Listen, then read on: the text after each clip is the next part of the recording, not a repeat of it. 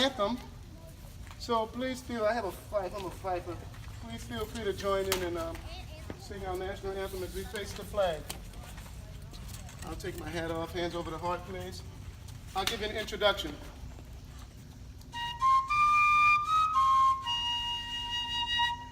Oh, say can we see by the dawn's early light what so proudly we hailed at the twilight's last gleaming, whose broad stripes and bright stars through the perilous fight o'er the ramparts we watched were so gallantly streaming, and the rockets' red glare, the bombs bursting in air, gave proof through the night that our flag was still there.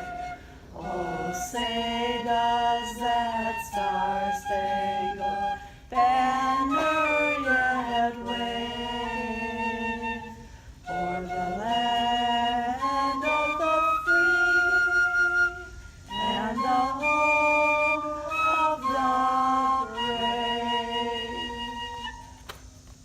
brave? Please join me in the Pledge of Allegiance. I pledge Allegiance to the flag of the United States of America and to the republic for which it stands, one nation, under God, indivisible, with liberty and justice for all. Thank you very much. How many of you all recognize this flag, ladies and gentlemen?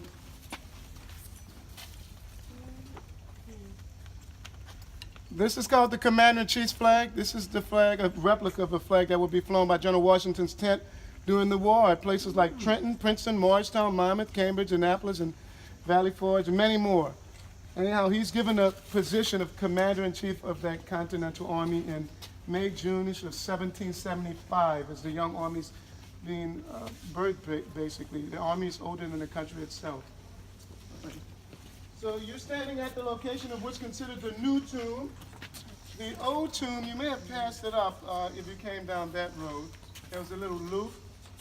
In his will, General Washington mentions he wants a new tomb to be built in a better location. That wasn't a suitable location. It was off to the side, and he wanted it behind a grove of trees. So this fits that location. And the remains will be moved to between 1830 and 1831. There's the plaque dedicating the new tomb.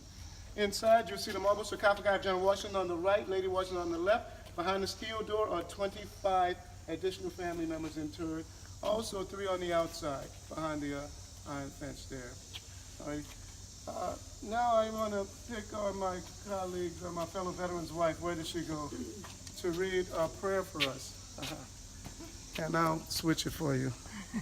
So this is a prayer that General Washington had written at the end of a letter, a circular letter. The young states were starting to fight amongst themselves. And he basically said, let us not be a divided, but a united America. And it's 18th century writing, so. I now make it my earnest prayer that God would have the United States in his holy protection, that he would incline the hearts of the citizens to cultivate a spirit of subordination and obedience to government, to entertain a brotherly affection and love for one another, for their fellow citizens of the United States at large, and particularly for their brethren who have served in the field. And finally, that he would most graciously and be pleased to dispose us all to do justice, to love mercy, and to demean ourselves with that charity, humility, and pacific temper of mind, which were the characteristics of the divine author of our blessed religion, and without a humble imitation of whose example in these things we can never hope to be a happy nation. Amen. Amen. Amen. All right. And Bridget, come on up for the changing of the guard. All right. All right, so many people have come here to do ceremonies, some private groups, schools, also dignitaries.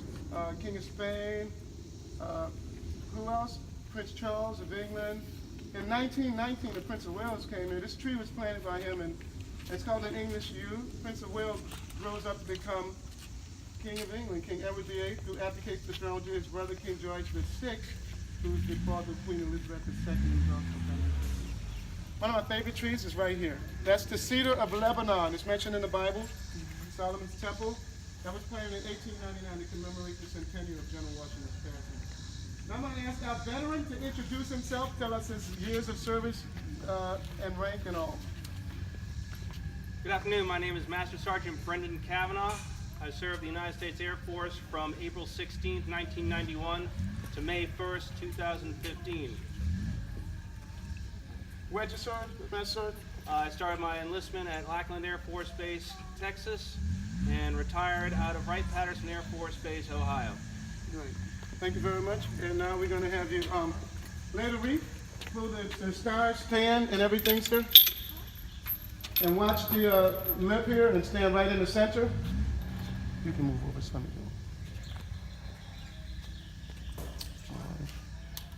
You can stand actually inside and face us. Alrighty. And I'm going to play a very special song right now to honor our veterans, our soldiers, Marines, sailors, airmen, and Coast Guardsmen.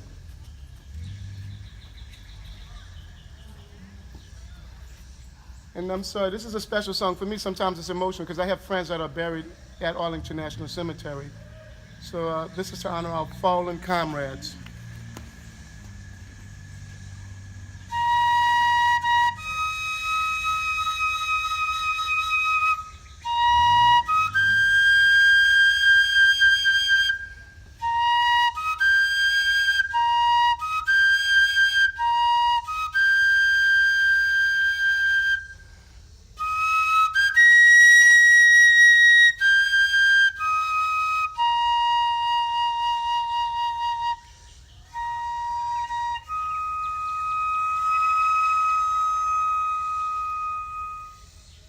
Silence.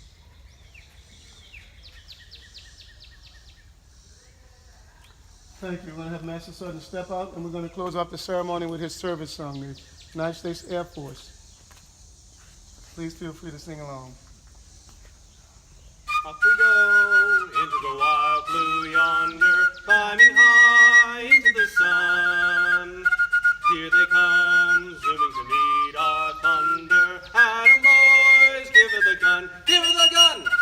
Down we dive, spouting our flames from under. Off with one hell of a roar. We live in fame or go down in flames. Hey, nothing can stop the U.S. Air Force. Ladies and gentlemen, this concludes the ceremony. Thank you very much.